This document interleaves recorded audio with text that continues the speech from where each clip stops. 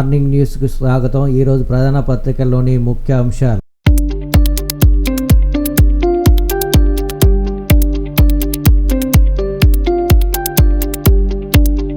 సొంతంగా ముందుకెళ్లాం. మేడిగడ్డపై నిపుణుల కమిటీ, కేంద్ర ఏజెన్సీలు చెప్పినట్టే నడుచుకుంటాం. సీఎం రేవంత్ ఢిల్లీలో మీడియాతో చిట్ చాట్. మేడిగడ్డ ఎంతో కొంత నింపినా సుందిల్లా అన్నారం ఉంటాయో ఊడుతాయో తెలియట్లేదు. భారీ వరదలు వచ్చే ఎల్లంపల్లి నిండితే ఆ వరద ఎత్తిపోసిన నీరు 3 బ్యారేజీల నుంచి కిందికి పోవాలి. ఇది 32 పళ్లలో ఒక పన్ను విరగడం లాంటి సమస్య కాదు. వెన్నెముక విరిగింది. కాళేశ్వరం అంచనాల పెంపుపై విచారణ ఆదేశిస్తే మొత్తం ప్రాజెక్టే ముందుకెళ్లదు. ఫోన్ ట్యాపింగ్ పై కేసీఆర్, హరీష్ రావులు సిబిఐ విచారణ ఎందుకు కోరడం లేదు? ఇందులో తన జోక్యం లేదన్న సీఎం.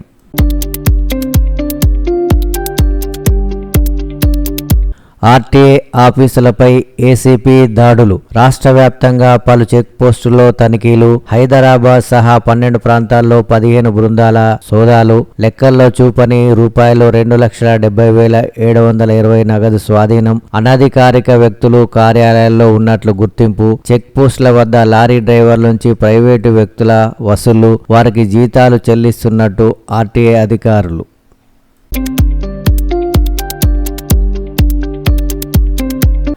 బర్లు గోర్లు ఇచ్చి అనగదొక్కారు. ఆనాడు కులవృత్తులకే ఎస్సీ ఎస్టీ బీసీలు పరిమితం. ఇప్పుడు ఉద్యోగాలు రాకుండా బీఆర్ఎస్ కుట్రలు. అన్ని రంగాల్లో నియామకాలు చేపట్టాం. మేం చేయలేదంటే ఏ శిక్షకైనా నేను బట్టి సిద్ధం. సీఎం రేవంత్ రెడ్డి సవాల్. నిరుద్యోగులకు ప్రతిభా పురస్కారాల ప్రదానం.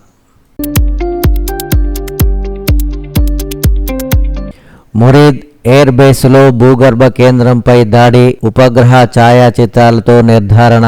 ప్రవేశ మార్గాల్లో 3 మీటర్ల పరిధిలో లోతైన గొయ్యి. యుఏఈ కాంప్లెక్స్ హ్యాంగర్ భవనాలు నేలమట్టం. అటు బొలారీ సహా పలు ఎయిర్ బేస్లపైన అదే వ్యూహం. పై దాడులకే పరిమితం కాని భారత్. సరిహద్దు రాష్ట్రాల్లో నేడు రక్షణ శాఖ మాక్ డ్రిల్. 14 పంటలకు మద్దతు ధర పెంపు. ఎంఎస్పీ కోసం రూపాయలు 2.7 లక్షల కోట్ల కేటాయింపు.